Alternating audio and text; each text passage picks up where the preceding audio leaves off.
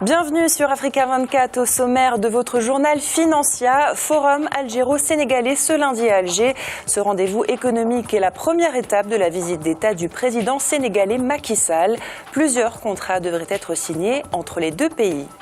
La chute des cours du pétrole va-t-elle entraîner une révision du budget au Gabon?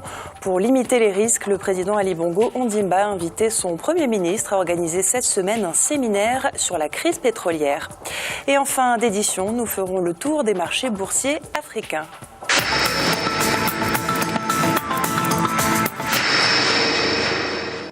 À peine entamée et déjà qualifiée d'historique, la visite en Algérie du président sénégalais Macky Sall a débuté ce lundi avec le forum économique algéro-sénégalais. Le chef de l'État sénégalais a co-présidé l'événement aux côtés du Premier ministre algérien Abdelmalek Sellal. Un moment clé de cette visite d'État qui laisse entrevoir des échanges commerciaux prometteurs entre Dakar et Alger. Explication de Graziella Tchakounté. 10 milliards de francs CFA, soit un peu plus de 15 millions d'euros. Le montant des échanges commerciaux entre Dakar et Alger laisse entrevoir les immenses potentialités de développement. Pour saisir ces opportunités, le président sénégalais Macky Sall est accompagné d'une importante délégation d'hommes d'affaires pour la visite en Algérie, les opérateurs privés mais aussi publics. L'enjeu est clair, renforcer le partenariat avec Alger. Plusieurs secteurs sont ciblés. Coopération dans le domaine de la pêche, parce que le Sénégal reste quand même un grand pays de pêche sur la côte ouest, dans le domaine industriel et dans le domaine de l'énergie, parce que aussi le Sénégal a besoin d'acheter du pétrole en extérieur et l'Algérie tente de développer de nouveaux marchés également vers le sud, donc vers le continent africain. Il y aura aussi des accords dans le domaine agricole et dans le domaine commercial.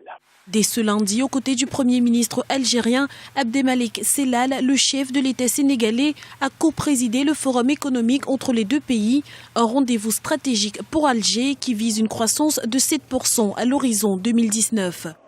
Un sommet comme celui-là permet à l'Algérie, qui a des réserves de change relativement importantes, de pouvoir diversifier son économie et d'avantager aussi un pays comme le Sénégal, dans lequel aussi le président Macky Sall a mis un accent très très fort pour faire développer l'économie sénégalaise. Et la technicité et les compétences algériennes peuvent servir énormément, si vous voulez, à l'économie sénégalaise, ce qui lui permettrait d'accélérer son développement dans la mesure où il y a des finances qui sont disponibles concernant le gouvernement algérien.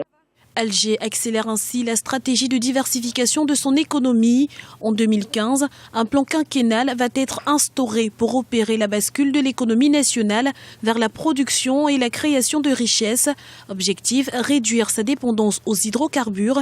La visite d'État sénégalaise s'inscrit sur cette lancée et contribue à renforcer la dynamique du partenariat sud-sud. La Banque centrale de Mauritanie change de patron. Abdelaziz Ould-Dahi a été nommé gouverneur de la BCM selon un décret de la présidence de la République. Il remplace Sid Ahmed Ould Raïs. Jusqu'à sa nomination ce vendredi 9 janvier, le nouveau gouverneur de la Banque centrale mauritanienne était directeur général de la Caisse nationale d'assurance maladie. La chute des cours du pétrole va-t-elle entraîner une révision du budget du Gabon? Pour l'éviter, le président Ali Bongo Ondimba a invité le Premier ministre Daniel Onaondo à organiser cette semaine un séminaire sur la crise pétrolière, alors que le cours de l'or noir vient d'atteindre son plus bas niveau depuis 2009, en passant sous la barre des $50 le baril. Graziella Tchakounté. Les taux se resserrent sur les pays producteurs de pétrole. Pour faire face à la chute vertigineuse des cours mondiaux, certains n'hésitent pas à prendre des mesures drastiques. C'est le cas notamment du Gabon qui envisage de réajuster son budget 2015.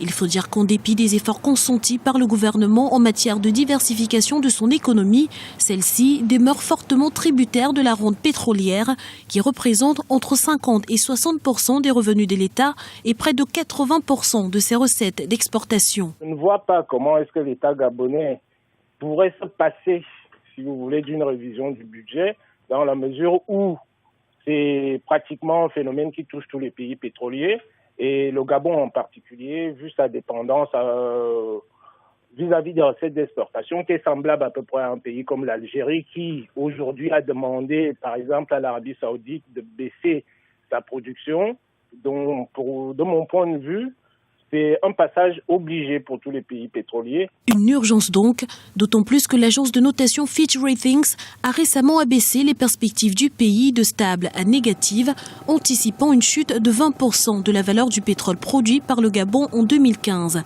Une évaluation pourtant basée sur un cours de 83 $ le baril de brut contre 50 $ actuellement. La poursuite de la conjoncture pétrolière défavorable, dont certains experts estiment qu'elle pourrait durer plus longtemps que prévu, appelle du gouvernement une gestion prudente pour garantir la stabilité macroéconomique. Pour rappel, le projet de loi de finances 2015 du Gabon, arrêté en octobre 2014, prévoit un budget de 3 188,7 milliards de francs CFA. Un nouveau pont relie désormais le Rwanda à la Tanzanie. Il a été inauguré ce samedi à Rusumo. D'une longueur de 82 km, le pont transfrontalier a coûté 31 millions de dollars. Les responsables des deux pays se réjouissent déjà du renforcement par le biais de ce pont du commerce et des investissements au Rwanda et en Tanzanie. Voyons quelles peuvent être les retombées économiques de cette nouvelle infrastructure avec notre éditorialiste Alfred Chango. Dans l'immédiat, on ne peut pas vraiment l'estimer puisque tout est subordonné en réalité non seulement à la véritable stabilité politique, enfin j'allais dire au véritable apaisement politique entre les deux États. Quand on sait que ces deux pays n'ont que 217 kilomètres de frontières, que depuis toujours il y a eu des échanges commerciaux et économiques entre ces deux pays, effectivement, ces tensions pouvaient nuire justement à la bonne coopération entre les deux pays. C'est un processus qui se met en place et c'est vraiment dans 2 ans qu'on peut juger des retombées véritables au niveau commercial, au niveau économique. Au Maroc, l'Office chérifien des phosphates a bouclé l'année 2014 sur une note positive. Tous les indicateurs sont au vert. Au 3e trimestre, le chiffre d'affaires a augmenté de 14% pour se situer à près de 1,4 milliard de dollars. Augmentation aussi des exportations en engrais du groupe vers les différents pays du continent. Elles ont doublé entre septembre 2013 et la même période de 2014. Le groupe marocain a annoncé une ligne de production dédiée exclusivement au continent africain en vue d'accompagner les perspectives de développement agricole. C'est à présent l'heure de faire notre habituel tour des marchés boursiers africains.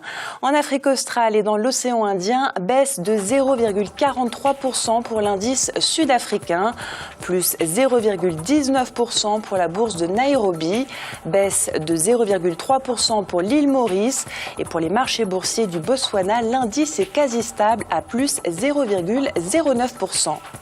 Du côté de l'Afrique centrale et de l'Ouest, le marché boursier nigérian clôture la journée avec une hausse de 0,3%.